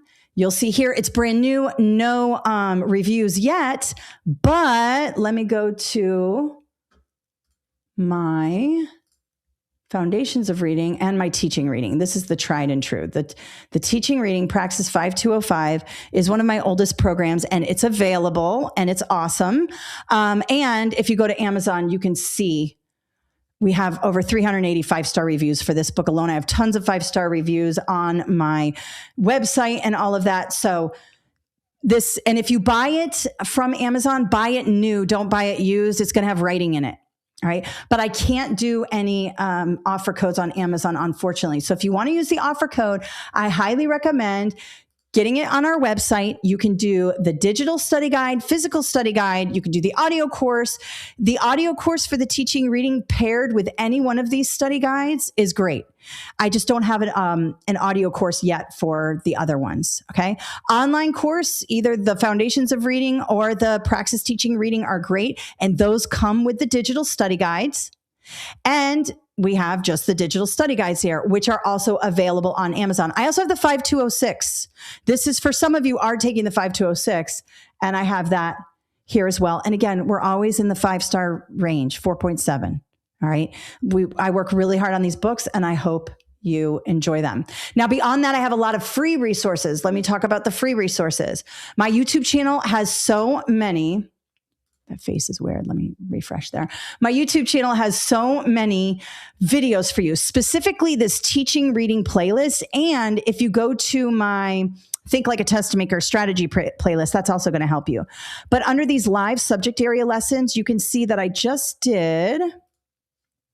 Where's my teaching reading? Let's see. I might not have them organized here. They should be up at the top. Let's see. Yeah, I don't know why. They must be down here. I need to organize those and put them. Let's see. I have tons of teaching reading. Let me go to my reading. Yeah, I got to work on those playlists. Hang on. Teaching reading. And you can see all of these here, and you will see, free Foundations of Reading. This happened on June of last year. We just did this one. So tons and tons of reading videos there for you. Also, I'm on TikTok. I'm doing micro-learning on TikTok. Lots and lots of micro-learning there, short videos if you're into that. Let's see here. I like audio because I listen in my car. Yes, Angelica. So it's not an audio book. It's like a podcast. I'm kind of talking you through it. All right. No expiration date. You can use it as long as you need it. We don't have expiration dates on ours. Which of the prep materials courses most aligns to the Reading Specialist 5302? I'd probably do this one. You're going to be heavy on the assessment, Alini, because you're going to be a reading coach. That's what your test is for. So really focus on the assessment, but it's pretty much the same thing. Do you have any resources specifically for the PPR working on it? I think having the book will definitely help me. Yeah, Maria, get the book for sure. PPR is coming, guys. I promise. Thank you. Ashlyn recommends my videos. The scenario I had, the student understood and answered comprehension questions, but not the details. What strategy would be best? Think aloud. Just say, Read aloud, think aloud, and really focus on, is that a main idea or a detail? Why are details important? They support the main idea. Let me see if I can go back and put my finger on that detail and see if it supports the main idea. Just do a think aloud and just do it where you're like talking the student through understanding the details, okay? It's still a comprehension strategy. Would you recommend CR or MC questions first? I would do the exam the way it's designed, the way they do it for you. I would not skip ahead. I would not save anything for later. I would just go through it systematically, boom, boom, boom, right through and answer the questions. It's frozen for me. Sorry about that, you guys. We might have had some internet problems, and I hope. Which reading book is aligned with the elementary 7001? It's this one. Basically, the teaching reading 5205 is the 7002. So if you must be in Alabama, Andrea, or maybe you're in Alabama, Andrea. They basically took the 5001, which is the elementary ed, took off the 5002 and put this in the front, made it a more comprehensive teaching reading test. MTTC 114 for learning disabilities. I have a special education, the 5355. Check out my special education webinars first. Go for the free first because I don't have a book specifically for the MTTC. Use the free stuff first. This was so helpful. I'm so glad, Casey. Thank you so much. I need to pass my test before June to be able to. It's very important for me not to fail this time. That's okay, Maria. Get in there. Don't just do practice tests. Please understand which phonics skill comes first, which one second, which one third. You'll be able to see the patterns. You'll be able to understand it. I wouldn't recommend going to the constructive response first. Same, Angela. I would not skip ahead. I would go through the test the way it's set up because you don't want to run out of time because you did something. I would do what Angela is saying. Just go straight through. Okay. One more book giveaway, you guys. You got to be here. So hang on. All right. Bibiana Perez and Michaela Gregory. You are also getting books. Bibiana, I hope I said that right. And Michaela Gregory, let me know if you're in there. I bought the 5205 last year. Does it have an expiration? No, but if you can't access it for any reason, email info@kathleenjasper.com and we'll totally get you hooked up. If you bought it, it's yours. Let's see. Bibiana, are you in here? Let me know. Bibiana and Michaela. Michaela, last name, did I say that? Gregory. Yep, Michaela Gregory. Let me know. Bibiana, you're here. Awesome. Okay, Yana will reach out to you. Do you get a paper to take notes on the fort? Can I write things down in the beginning and also throughout? You can, but you have to be careful. Brain dumping is bad. And if they see you doing it, like you can't sit down for the test and just dump everything out in your brain so you have it sitting there. But you do get a dry erase board to help map out your essay and everything, and you could definitely use it. And if you remember something on the test and you're like, oh, metacognition, write it down. But if you sit down at the test and you start just dumping all of what you have in your head on paper, they could flag it and kick you out. So don't brain dump. Okay. Michaela may not be here, but there's another Michaela in here. So, let's see. I don't know if Michaela is in here. Michaela Gregory. Let's see. Michaela Gregory. If not, I'll call one more name. What is best for the 186 Texas Special Education? I have the 5355, but use the free webinars. Go to my website under free resources. There's webinars for everything, okay? Yeah, give it to, fine, Michaela, since I called him Michaela, give it to, Michaela, you don't have a last name, the one that just said, I'll take it, go ahead. Give it to the Michaela, since she called out and her name is Michaela. So, all right, let me see. All right, when I take the test again, are the scenarios the same? Okay, that's a good question. I'll do some Q&A here. So you guys if you want to hang out for a few more minutes, I'll do some extra stuff here. So, you could get the same scenarios. Here's the thing. There are what we call item banks. And inside each item bank, are a bunch of questions for that standard. So for example, all the phonics questions, they're all in there, all the phonemic awareness, and they kind of separate them by skill, right? When you go in on test day, you get a form of the test. Form A, B, C, or D. I don't know how many forms they have of the exam. If you are not successful and you go into, 30 days later, you could get the same test. Or you might not. Trying to memorize scenarios is not going to help you. People say, oh, my test was different. They changed the test. No, they did not change the test. You just got a different form. It's like as a high school teacher, if I gave the same science test, first period, second period, third, fourth, fifth, by lunchtime, everybody's got the answers to the exam. So for validity and reliability purposes, it has to be secure. So they have item banks with hundreds of items in them. Their item banks are a little small, I will say. It's not like SAT or ACT where there are just a ton. You might get some of the same scenarios again when you take the test again, but you might not. So trying to memorize things is not going to work, okay? Which books are best for Texas special education? I mentioned that. Are they the same questions in a different order? No, they could be, but typically, they're giving you a different form of the exam. When so-and-so walks in, she gets Form A. When you walk in, you get Form B. They're also doing different tests. Other people are taking different tests in the testing center. All right. So I know people try because they're unsuccessful. They want to memorize the test questions. It just doesn't work that way. Or are they which in the best one and which one are the best? Sometimes for the constructed response, I feel like I'm repeating myself with the strategies I would like to use. Is that bad? Bad. Jalea. No, it's not bad. I always use, like for fluency, I use repeated reading. That's my go-to. If it's a fluency question, repeated reading.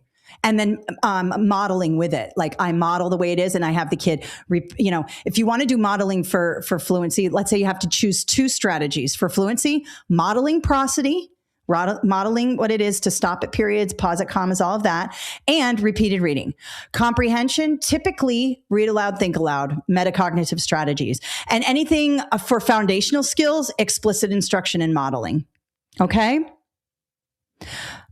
Can you please explain an essay definition for recursive instruction? Like simply put, what is recursive instruction? Recursive instruction is using skills you've already learned. For example, decoding, using prefixes, suffixes, and roots, whatever it is, skills previously learned and applied to new skills. So for example, if you're given a more complex text, sometimes you have to rely back on some foundational skills to read a more complex text. So we have to go back to go forward. In math, they call it spiraling. You know how you review some of your math facts or some of those more basic math skills so you can build up to higher skills? Same thing with reading. Is there a wording in the STR book better aligned to the Texas STR than the Fort study guide? I bought the Fort. The STR is aligned. Mariana, wait, who did this? Brianna, did you order from Amazon or did you order from my website? Let me know. Thank you, Mariana. Have a great day. I've never done this method for modeling. I will use that for modeling is good explicit instruction. Is the wording in the STR book better than, okay, let me also tell you this. These two books are built by the same company. The assessment is going to be very similar, just in a different order. So if you already bought this book from Amazon, just use this. Oh, Brianna, if you got it from our website, email us. We'll switch it out for you. Email us, Yana. You bought the online course. Okay. Well, Brianna, reach out to us and we'll switch out the book for you. Can you recommend any live prep courses for the reading specialist? I also have the 5205 teaching reading book, says it's sold out on the website. Alina, the physical book is sold out on the website because we want you to buy it from Amazon because we can't get it to you fast enough. It takes too long and it's not good. And I decided to stop it because you don't have a month to wait for your study guide. So you either get it instantaneously from our website digitally or get it from Amazon. We put sold out on those books because we don't want to do the physical books on our website. Okay. Can you give me a simple way to understand the difference between question about phonemic awareness and phonics? Yes, Tara, here we go. Phonemic awareness is sounds only. If it talks about sounds in words and does not mention letters, Does not say like the student is reading the word. Instead, it's like the student is listening and producing sounds, or it's just heavy on sounds in the question stem. It's phonemic or phonological awareness. Those are sounds only. If it says letter sound correspondence in the question, or phoneme sounds, grapheme, letter correspondence, or any time where a student is looking at letters and decoding them, that is phonics. Phonemic awareness can be done in the dark. You do not have to see the words or see anything to participate in phonemic or phonological awareness. Phonics is when the lights turn on and you have to read the word on the page. Okay? The Green SDR book is on Amazon, Brittany. Yes, it is. Okay, let's see here. I'm so glad. I'm currently scoring at least a 70 on the quizzes and your online courses. Does that mean I'm on track? You're close, Michelle Reeves. I would say I'd like to see you at a 75, 80%. If you're at 70, really determine what's holding you back and fix that up. You're right there. A passing score is about a low C, high D. But you have that 20% of the constructed response and it's factored in. So it's hard to determine what the perfect score is to pass. You're close. I would still work a little bit and get a little bit more accurate. Can you recommend any live prep courses for the reading specialist? I don't have any. I would recommend my YouTube channel, but I don't have any for the reading specialist 5302. What about decode and encode? Good question, Angela. Decoding is reading with your eyes. Encoding is spelling with your writing, like on a spelling test. So let's say if you're reading a word and you're sounding it out, you're decoding. If the teacher is giving you a spelling test and she says, let's say the word train.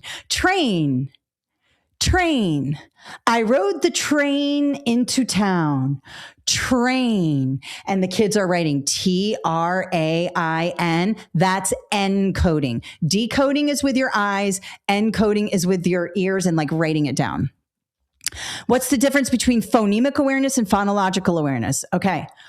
Phonological awareness are big skills. So if I say, break this sentence down into sounds, and I said, the dog played with the ball. There are 6 big sounds in that sentence. If I said, say the word track, say the word track, say the word track, and separate it by onset and rhyme. Ack, bigger chunks of sounds and words. That's phonological awareness. Now, if I said, how many individual sounds in the word track, and you went ack, 4, that's phonemic awareness. Phonemic awareness is individual sounds. It's more nuanced and arguably harder than phonological awareness. Phonological awareness, you're breaking it up by syllable sounds. It's still sounds. Compound word sounds, even how many sounds in a sentence, just bigger sounds. It's like an introduction to sounds and words. Phonemic awareness is more nuanced, specific sounds. Encoding and decoding. Yes. Does Praxis 5025 Early Childhood have an online course? Yes, I have an online course for that. That's early childhood. And I just wrote a new book for that. I have the letters book. What would that help me? Letters, LETRS books. I don't know. Are those for teaching or test prep? Hang on. Let me look that up. Oh, I see. They spiral about letters, language essentials for teachers of reading and spelling. Yeah, this is teaching you how to be a reading teacher. I mean, anything's good. Yeah, the letters book is good. If you already bought those and you don't want to spend any more money, use those with my YouTube channel. I'm all for you guys piecing, like if you don't want to spend money, like piece together your own thing. But just remember, you need to download the test specifications, look at what's on the test. You can do that by Googling your test name and number and the word test specifications, and they will come up and you'll see everything you're responsible for. My books align with them. I make sure I cover every single thing in the test specs. But if you want to piece together your own program, you could do that with my YouTube channel, other people's YouTube channels. You can do that. Can you explain word solving strategies, like the definition and what we need to know for it? Word solving strategies are just ways in which you decode words. So, for example, if you are you could use manipulatives. So if you're using Elkanon boxes, right? You're pushing little counters into boxes based on the sounds. Those are word solving strategies. Typically, when they're asking you these questions, they want sort of a multi-sensory situation because they're young students and they want them to have that concrete information. Just for recap, comprehension, we can use strategies like read alouds, modeling, think alouds. Yes, yes, yes, to show students. For foundational skills, we rely on explicit systematic phonics instruction, including clear modeling, guided practice opportunity. Yes, Michelle. Yep. You can even call it the gradual release if you want, or you can, or oh God, it keeps going out. Gradual release model. And what did you say here? Explicit systematic. Use those words, explicit systematic.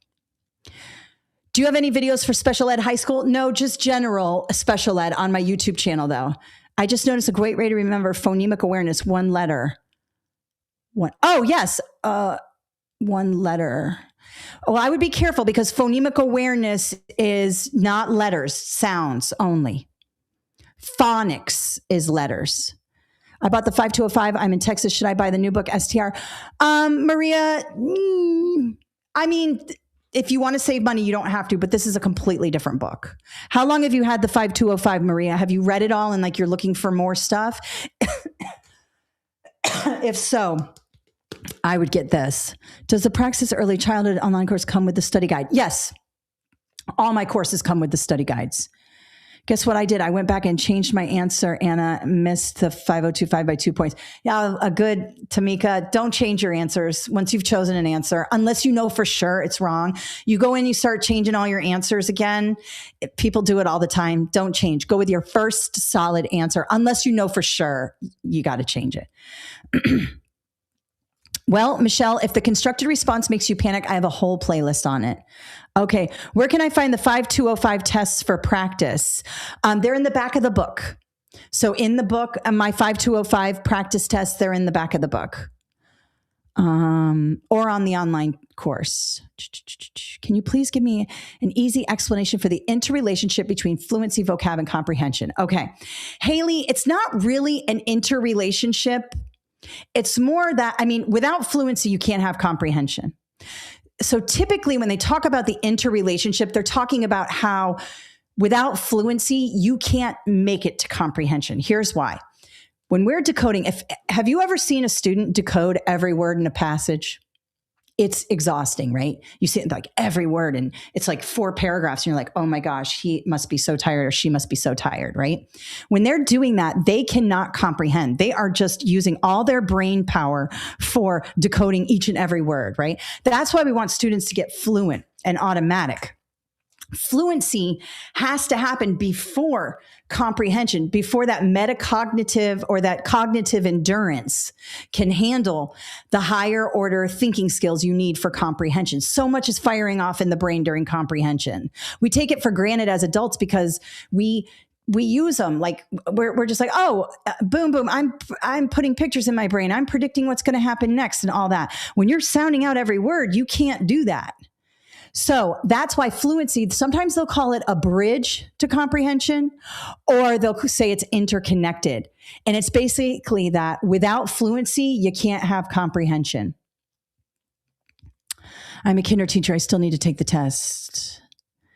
How can I make sure I have all that I need for the test? Well, my books cover everything, but I would look at all the test specifications, Google your test name and the term test specifications, and look at all the skills you're required to know. I cover every single skill in my book, but you may want to do your own research and kind of Google things and use AI. You can also, if you want more writing practice and you want AI to grade your writing, throw the writing prompt in it. You can take a picture of it from my book, put it in AI, and then type your essay and put that into AI and ask it to critique it for you based on the rubric, and it will. What are the steps, foundational, complex, and meaningful? What are the steps? I don't know what that means. I have a student that is high in decoding and fluency, but not comprehension at all. What do I do? Good question, Maria, because it's actually a classroom. I would practice fluency because if they're decoding really, really well, maybe it's their confidence. And so what I would do in that situation, Maria, I would give them grade level text and I would repeat it over and over till their confidence got better. And then I would do another grade level text. I would mix in literary and informational. So I would do stories and like social studies stuff, science stuff like that. And I would just hit that grade level text over and over and practice. I would focus on prosody and just really hammer that student with fluency practice and they'll get better. With the Praxis core, 5-7 would be your Praxis. Yes, the 5752 is the combined Praxis core. So my Praxis core full, the 5713 is just the reading. So get the all subtest if you're looking for that, Jamie. Do you have Praxis flashcards on Amazon? Alyssa, I'm working on flashcards. The problem with flashcards is that if I want KDP to publish them, they come in like a book. I want like nice flashcards that you open and you make. We're working on that, but they're really expensive to make and they're going to be expensive to sell. Are you talking about using ChatGPT to grade your prompts? Yes, I am, Ashlyn. What you can do is even generate more prompts for yourself. Let's say you buy my book and you like these prompts, any one of these, and you like the prompts, but you ran out. You used them all up. Well, copy and paste them if you have the digital book, or take a screenshot or take a picture of on your phone, put it into ChatGPT or Claude. Claude actually does pretty good too. I've been using a lot more Claude these days. Put it in there and say, hey, this is the book I used by Kathleen Jasper, blah, blah, blah. I want another prompt like this one, but with a different skill. You might have to prompt it a couple times because it might spit back at you like the exact same prompt with like a different kid name. You might say, no, this is the structure I want, but I want a different skill and, I want a different situation. I need to write to this, whatever. And then have it give you the prompt and say, okay, I'm setting my timer for however many minutes you get, and I'm going to write this. When you're done writing, upload it and say, please grade this, and it will. And then say, where should I work more on? And it will tell you. Okay, so I will be ordering the 521 book for general elementary. Yes, I am taking my test again Wednesday.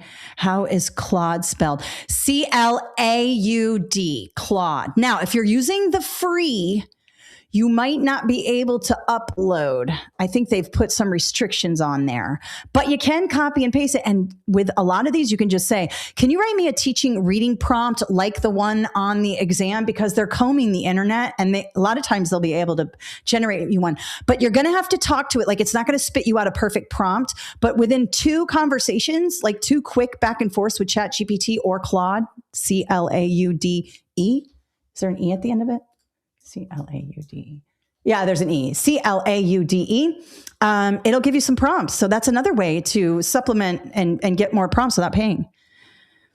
Yana, do you know what's best for preparing for the Texas special ed? Yeah, we'll talk more about special ed another time. Okay, that's 2 hours on a Saturday morning. We had over 300 people. 200 of you stayed on for this Q&A section. I might do this next time, do Q&A at the end. Nicole, if you're studying for the 890, get this. Foundations of Reading test. It's the 190 and the 890. They are the same exam. Get this one, the Fort. Okay. I'll do question and answer next time too. What's next week? Let me see. Let's go to my website. Next week, we are doing, SLLA, leadership. So those of you who want to check out the leadership, we learned to think like a test maker in the leadership ones too. And I do a lot of backwards work on there. So I need help with time strategy. Maria, work backwards, practice with the books, start with the answer choices first, eliminate bad words, zero in on good words. I'm telling you, it's going to help you. I wish I got the book for the Fort. Well, you can still get it. Will the Q&A be included in the video? Yeah, all of this, it's going to be included. I'm trying to be under 2 hours. I'm so long-winded. I'm so sorry. It keeps going out. You can rewatch this from your email. We're going to send you everything in an email. Okay? Guys, thank you so much. I know I was this is a brand new book. I just finished it, so I was a little off my game, but I love my teaching reading program. I was a reading teacher. You guys are doing God's work. And your work is never done. And just remember to, use those explicit instruction, use those modeling, be patient. These are really heavy duty skills, and be patient with yourself. A lot of you are patient with your students and you're not patient with yourself, and you want to be all mad at yourself because you failed an exam. Big deal. You failed the test. Get in and do it again. You're going to make it. I promise you. I promise you. Can't fail if you don't quit. Just don't quit. All right. Everybody, have a wonderful Saturday. Thank you so much for attending, and I will see you next week for SLLA 6990. And be on the lookout for our follow-up email with this recording, the free study guides, including that new one, and then links to buy the